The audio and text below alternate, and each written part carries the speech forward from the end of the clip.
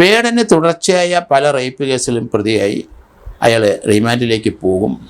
അയാൾക്ക് കേരളത്തിലെ സമൂഹത്തിൽ ചില പാട്ടുകൾ വെച്ചൊരു ഹൈപ്പ് അയാൾ ഉണ്ടാക്കിയിട്ട് അയാൾ പിൻവാങ്ങേണ്ട സമയം കഴിഞ്ഞിരിക്കുന്നു. കാരണം അയാളുടെ പ്രവൃത്തികൾ കഞ്ചാവിനും അതുപോലെ തന്നെ മദ്യത്തിനും അടിമയാണ്. അയാൾ രാസലഹരിയിൽ അടിമയാണ്. സെക്സും സ്റ്റണ്ടും പാട്ടുമായിട്ട് നടക്കുന്നയാളാണ്. പലരും ചതിക്കപ്പെട്ടു, അയാളിലേക്ക് ആകൃഷ്ടരായി പലരും പോയി. അതുകൊണ്ട് ഈ രീതിയിലുള്ള ഒരു വേടൻ്റെ നീക്കം സമൂഹത്തിനെ ദുഷിപ്പിച്ചു. സമൂഹത്തിലെ ആൾക്കാർക്കും വളരെ ആൾക്കാരെയും വഞ്ചിച്ചു അയാൾ. അതുകൊണ്ട് അടിയന്തരമായിട്ട് ഈ കേസിൻ്റെ അയാളെ അറസ്റ്റ് ചെയ്യണം. തുടർച്ചയായിട്ട് ഇതേ രീതിയിൽ പലർക്കും അനുഭവം ഉണ്ടായിട്ടുണ്ടെങ്കിൽ, അങ്ങനെ ചതിച്ചിട്ടുണ്ടെങ്കിൽ അവരെല്ലാം അതാത് പോലീസ് സ്റ്റേഷനിൽ കേസ് കൊടുത്തിട്ട് ഇയാളെ അറസ്റ്റ് ചെയ്ത് നിത്യം ഇയാളെ ഒരു ജയിലിലേക്ക് തന്നെ നിക്ഷേപിക്കുന്നതാണ് നല്ലതെന്ന് എനിക്ക് തോന്നുന്നു. എന്തായാലും റാപ്പർ വേടനെതിരായിട്ട് അതിശക്തമായ നടപടികൾ ഒന്നിനു പുറകെ വന്നുകൊണ്ടിരിക്കുന്ന കാഴ്ച കാണുകയാണ്. ഇപ്പം ഒരു റേപ്പ് കേസിന് വരുന്നു.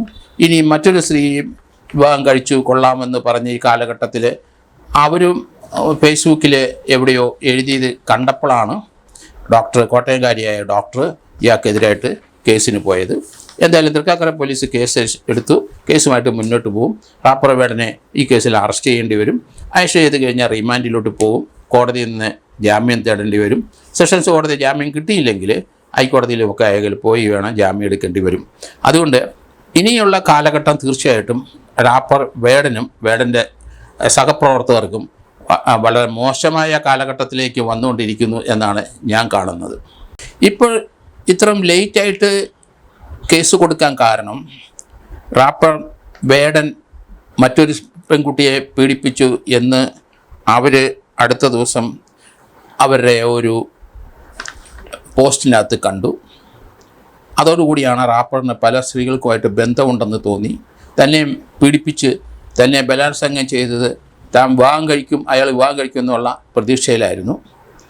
എന്തായാലും അവിടെയും കോഴിക്കോട്ടും എറണാകുളത്തും ഒക്കെ ആയിട്ട് 2 വർഷത്തോളം തന്നെ പീഡിപ്പിച്ച് കഴിഞ്ഞു. സാമ്പത്തികമായിട്ട് വളരെയധികം സഹായം ആ കാലഘട്ടത്തിൽ താൻ അയാൾക്ക് ചെയ്തിട്ടുണ്ട്. ഇപ്പോഴാണ് അയാൾക്ക് സാമ്പത്തിക വലിയ ഉയർച്ചയുണ്ടായത്. ഈ കേസിനെ സംബന്ധിച്ചും ഒരു ഡിലേക്ക് കാരണം അവർ പറഞ്ഞത് മറ്റൊരു സ്ത്രീയുമായിട്ട് അവരെയും ഇതുപോലെ പീഡിപ്പിച്ചതായിട്ട് അവർ ഏതൊരു അക്കൗണ്ടിൽ കണ്ടു. അപ്പോഴാണ് ഇവർ കേസ് കൊടുക്കാൻ തയ്യാറായത്. ഏതായാലും തൃക്കാക്കര പോലീസ് ഇവരുടെ വിശദമായ മൊഴിയെടുക്കണം. അത് 164 കേസ് 164 മൊഴി കോടതിയിലെടുപ്പിക്കണം. പിന്നെ അവരെ മെഡിക്കൽ പരിശോധനയ്ക്ക് വിധേയമാക്കണം. അദ്ദേഹമായിട്ട് ബന്ധത്തിന് ശേഷം അവർക്കുണ്ടായ ആ മെഡിക്കൽ പരിശോധന അതിന് എത്രത്തോളം പ്രസക്തി ഉണ്ട് എന്നറിയില്ല. എങ്കിലും മെഡിക്കൽ പരിശോധന നടത്തും. അവരുടെ മൊഴി കോടതി രേഖപ്പെടുത്തേണ്ടി വരും. എങ്ങനെയാണ് താൻ വേടനുമായി പരിചയപ്പെടാനുള്ള സാഹചര്യം അവർ മൊഴിയിൽ അത് വെളിപ്പെടുത്തിയിട്ടുണ്ട്.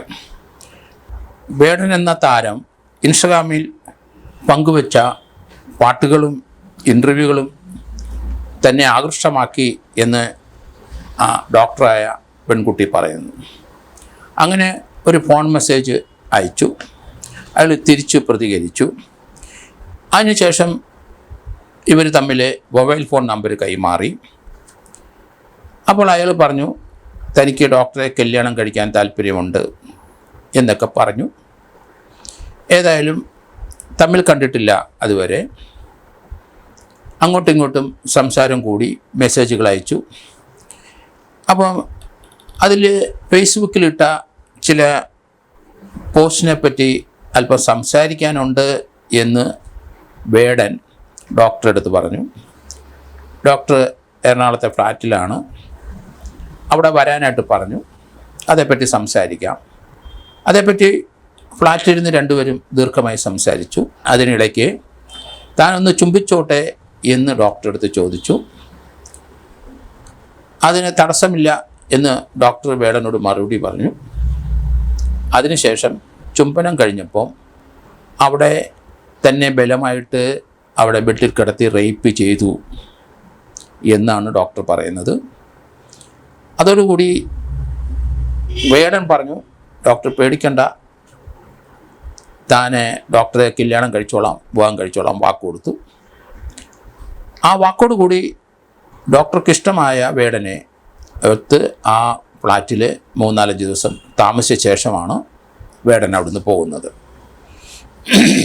സംസാരത്തിൽ വേടനുമായിട്ട് അടുപ്പം തോന്നിയ ശേഷമാണ് ഈ ഒരു സംഭവം ഉണ്ടാകുന്നത്. ഏതായാലും ഫ്ലാറ്റിൽ 2021-23 കാലഘട്ടത്തിൽ താമസിക്കുന്ന സന്ദർഭം പല പ്രാവശ്യവും വേടന്മാരും അവിടെ താമസിക്കും. വേടൻ അന്ന് ഇതുപോലെ ഫേമസ് ആയില്ല, പണമൊന്നുമില്ല. 30,000 രൂപ പല പ്രാവശ്യമായിട്ട് അവിടെ വെച്ച് കൊടുത്തു. അതിനുശേഷം വേടൻ്റെ അങ്ങോട്ടും ഇങ്ങോട്ടുമുള്ള യാത്ര, റെയിൽവേ ടിക്കറ്റ് പല പ്രാവശ്യം താനാണ് എടുത്തു കൊടുത്തിരിക്കുന്നത്. അതിന് 8,356 രൂപയുടെ ടിക്കറ്റ് തന്നെ എടുത്തു കൊടുത്തിട്ടുണ്ട് പല പ്രാവശ്യമായിട്ട്. ഏതായാലും പഠനം പൂർത്തിയാക്കിയ ശേഷം ഇവർ കോഴിക്കോട് പോസ്റ്റ് ഗ്രാജുവേഷന് പോയി. അവിടെ പോസ്റ്റ് ഗ്രാജുവേഷൻ പൂർത്തിയാക്കിയത് കോഴിക്കോട് വെച്ചാണ്. അവിടെയും വേടൻ ഫ്ലാറ്റിൽ വന്നുകൊണ്ടിരുന്നു. ഭാര്യാഭർത്താക്കന്മാരായ പോലെ ജീവിച്ചിട്ടുണ്ട്. 2020 കൊച്ചിയിൽ പോസ്റ്റ് ഗ്രാജുവേഷൻ കഴിഞ്ഞ് ഡോക്ടർ ജോലിക്ക് കയറി. ഫ്ലാറ്റിൽ ദിവസങ്ങളോളം ഒന്നിച്ച് താമസിച്ചു. ആ സമയത്ത് ആ ബന്ധം അങ്ങനെ നീണ്ടു കഴിഞ്ഞപ്പോൾ പതുക്കെ ആ ബന്ധത്തിൽ നിന്ന് വേടൻ മാറുന്ന പോലെ തോന്നി. 2021 മാർച്ചിൽ വേടൻ്റെ 3 കൂട്ടുകാരുമായി വന്നു. ആ കൂട്ടുകാരുടെ ഫ്ലാറ്റിൽ കൊണ്ടുപോയി. അവിടെ വെച്ച് ഭാര്യാഭർത്തൃ ബന്ധം അവർ പുതുക്കി. അതിനുശേഷം ജൂലൈ 14, 2023 തൻ്റെ ഫ്ലാറ്റിൽ അവിടെ ഒരു പ്രോഗ്രാമുണ്ട്, വരുമെന്ന് പറഞ്ഞു. താൻ പ്രതീക്ഷിച്ചിരുന്നു, അന്ന് വന്നില്ല. ജൂലൈ 15, 2023 യുവതിയുടെ ഫ്ലാറ്റിലെ ആ 3 കൂട്ടുകാരുമായിട്ട് വന്നു. വളരെ ചൂടായിട്ട് സംസാരിച്ചു. താനുമായിട്ടുള്ള ബന്ധം അവസാനിപ്പിക്കും എന്നൊക്കെ ഭീഷണിപ്പെടുത്തി. അതിനുശേഷം മാനസിക സംഘർഷത്തിലായി ഡോക്ടർ. അതിന് ചികിത്സ തേടേണ്ടി വന്നു ഡോക്ടർക്ക്. വളരെ നാളുകളായി ചികിത്സ എടുത്തു.